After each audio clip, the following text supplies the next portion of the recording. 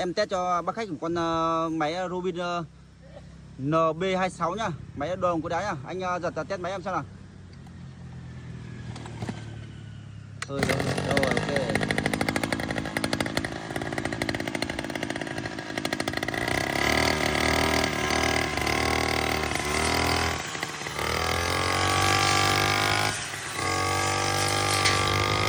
Máy Robin nó cũ thôi nhưng mà hơi nó còn rất là chắc nịch, các bác xem em vừa giật nhé.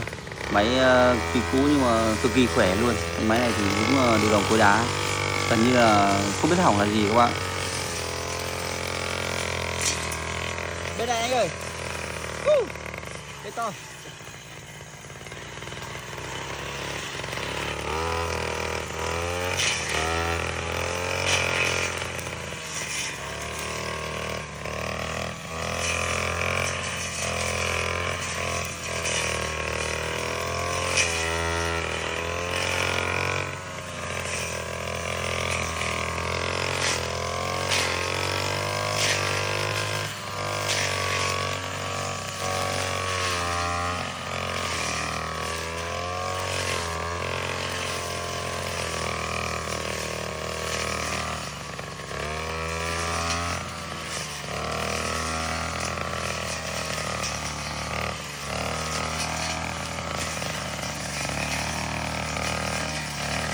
Ok.